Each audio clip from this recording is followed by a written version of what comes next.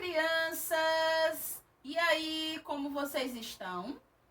Espero que estejam todos bem. Hoje é quarta-feira, metade da semana, né? E aí, o que fizeram do dia de ontem? Como foi o dia de ontem? Como correu a terça-feira? Com as pernas? Não, né, tia? Como foi que aconteceu o dia? Foi tranquilo? Foi puxado, cansativo? Foi chato? E aí, como foi o dia de vocês? O meu sonho é eu acordar e conseguir enxergar, respirar. Pra mim, já ganhei o dia. Então, vamos à nossa aula de história. Hoje, iniciando mais um assunto novo. Mas antes da gente começar a falar sobre o assunto novo, nós vamos fazer a correção da atividade da aula passada, certo? Vamos pegar aí o nosso livro de história e vamos fazer aqui a correção, né? Nós falamos aqui sobre a mineração e sobre as mudanças que ocorreram com essa mineração. A gente sabe que sempre que envolve riquezas, né, dinheiro, alguma coisa assim, sempre dá aí um cocô, né, uma confusão. Vamos lá! Então, antes da gente fazer a correção, deixa eu dar aqui uma notícia para vocês. Próxima semana nós teremos 2 feriados. Segunda-feira, dia 12, Dia da Criança. E dia de Nossa Senhora Aparecida, Aparecida Padroeira do Brasil. Né? O feriado é por conta da padroeira do país, tá? Dia da Criança é apenas a data comemorativa, tá bom? Então, nós não teremos aula no dia 12, na segunda-feira. Então, vocês vão ficar em casa aí descansando. Quer dizer, em casa nós já estamos, né? Mas eu digo assim, em questão de não haver aula. Sábado, domingo e a segunda. O outro feriado é na mesma semana. Dia 15, que é dia do professor. Né? Nós sabemos aí que o professor é uma das profissões mais importantes que existem. Que ele forma, ele transmite o conhecimento para outras pessoas. Não é isso? E infelizmente não é valorizado, né? Não como deveria ser. Nós não recebemos o que deveríamos receber em questão de remuneração, né? Sem contar dos abusos verbais que nós sofremos, comentários que eu já ouvi de inúmeros, que não cabe aqui eu dizer quem falou, também não é dar conta de ninguém, que para nós está sendo muito cômodo ficarmos em casa.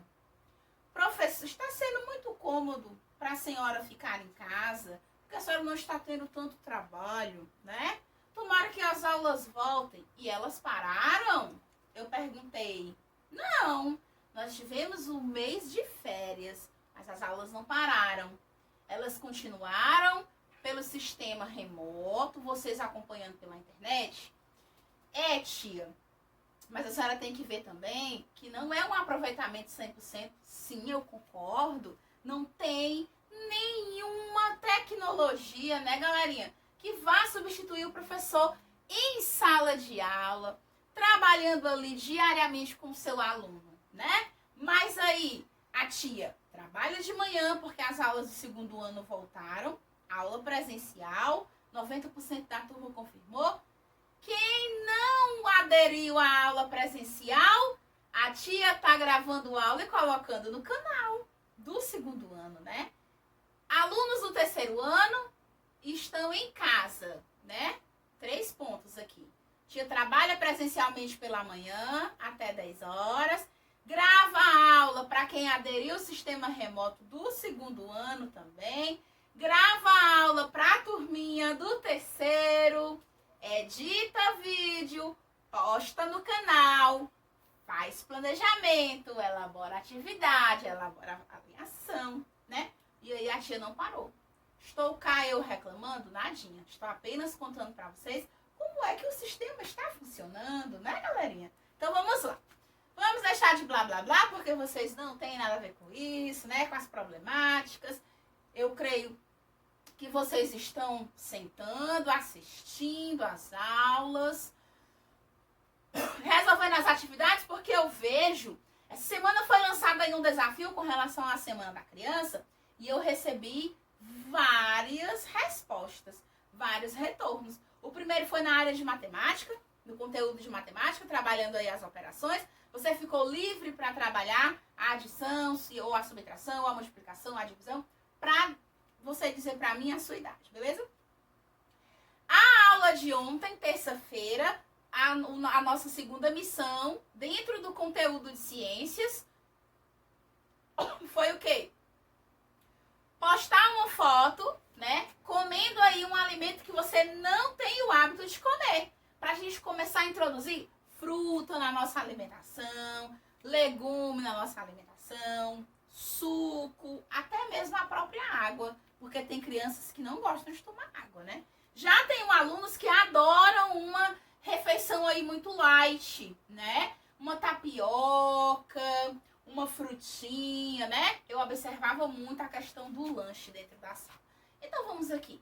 Então hoje, quarta-feira, será lançado mais um desafio dentro da disciplina. Não vou dizer. Acompanhe lá no grupo do WhatsApp. Então vamos lá.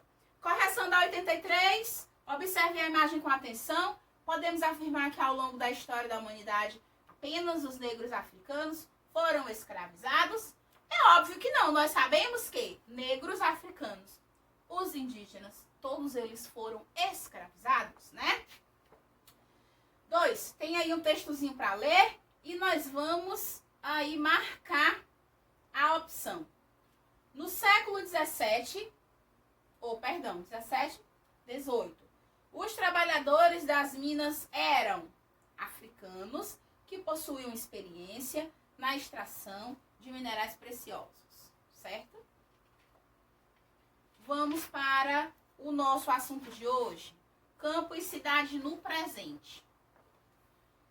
Há cerca de 200 anos, o hábito de beber café tornou-se moda na Europa e nos Estados Unidos. O Brasil, que tinha solos e climas favoráveis à cafeicultura, passou então a produzir café para vender a outros países. Com a expansão das fazendas de café pelo Vale do Paraíba, áreas situadas entre o Rio de Janeiro e São Paulo, aumentou muito a entrada de africanos escravizados, trazidos para trabalhar nessas fazendas, plantando, colhendo, sacando e transportando café. Em 1850, uma lei proibiu trazer escravizados da África para o Brasil. Proibidos de comprar trabalhadores africanos, os fazendeiros do Sudeste passaram a comprá-los da região onde hoje é o Nordeste. Isso é chamado tráfico interno. Tia, mas o que é que significa o tráfico aí no caso? Tráfico de pessoas, a compra ilegal do ser humano. Esse meu escravo vale tanto, esse meu outro vale tanto. Essa escrava, o valor dela é esse. Então, eles foram por muito tempo escravizados, visto como objetos.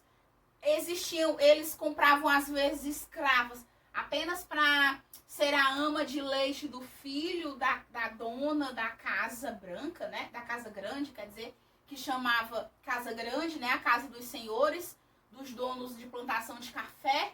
Eles compravam uma escrava apenas para amamentar o bebê, para a mãe biológica da criança não amamentar, né, e não deformar lá o corpo dela. Então, eles compravam a escrava para isso, né? O homem em si era comprado pela sua força, né, pelo seu tamanho, tá certo? Tá tremendo um pouquinho aqui a câmera, tá certo? Mas é só de leve, tá certo, pessoal? Então, vamos lá. Continuando. 85. Mas como os cafezais continuavam crescendo e precisando de trabalhadores, os fazendeiros paulistas passaram a financiar e incentivar a entrada de imigrantes para trabalhar nas fazendas de café. O café fez a riqueza de São Paulo. Por volta de 1850, graças ao café, São Paulo tornou-se a província mais rica do Brasil. Nessa época, quem entrasse em São Paulo vindo do Rio de Janeiro avistava milhares de pés de café cobrindo de verde os morros da região. Os fazendeiros do lugar eram chamados de barões do café. Nessa região eram os negros escravizados que trabalhavam no plantio, na colheita e na produção do café, chamado na época de Ouro Verde. O café era conhecido do Ouro Verde. Então eles trabalhavam demais. Além de plantar, colhia e ainda trabalhava na produção do café. Tia, como assim? Porque, gente, o café, ele dá numa árvore. Existe o pé de café. Eles são umas sementinhas bem redondinhas, assim. Eles têm a cor esverdeada, quando não, cor de rosa. Quase vermelhinho. Então, é colhido do pé e aí ele passa por um processo até chegar ao pó do café na nossa casa.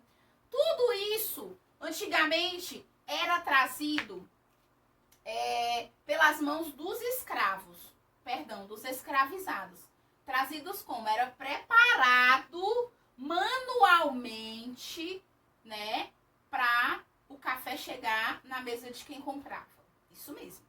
Hoje, existe a mão de obra também, só que na indústria, tudo mais modernizado, né? Tem lá, não tem a grande quantidade de funcionários, assim, porque existem as máquinas para fazer isso, né? Tem só o operador de máquina que vai colocando aí as etapas do processo para moer o café. Tá? Depois os cafezais se espalharam pelo Oeste Paulista e pelo Paraná, e os imigrantes, sobretudo italianos, passaram a dividir com os escravizados o trabalho dos cafés. Existia uma novela chamada Terra Nostra. Você pode dar uma pesquisada lá no YouTube. Ela vai falar dos italianos, os imigrantes vieram da Itália para cá, para o Brasil, para trabalhar na lavoura do café. Trabalhavam demais, trabalhavam muito e eram mal pagos também, certo? Por volta de 1870, o Porto de Santos já exportava mais café do que o Rio de Janeiro. Aí começou a crescer aí o dinheiro, né? Começou a crescer a economia do país, porque era produzido mão de obra basicamente de graça, porque os escravizados trabalhavam demais, não eram remunerados, né? A gente sabe disso. E os donos da plantação de café, os barões do café, né, começaram aí a exportar, a vender para fora do local, né? Aí a exportação aumentou, consequentemente a mão de obra, o trabalho dos escravizados também aumentou, tá bom? E aí nós vamos fazer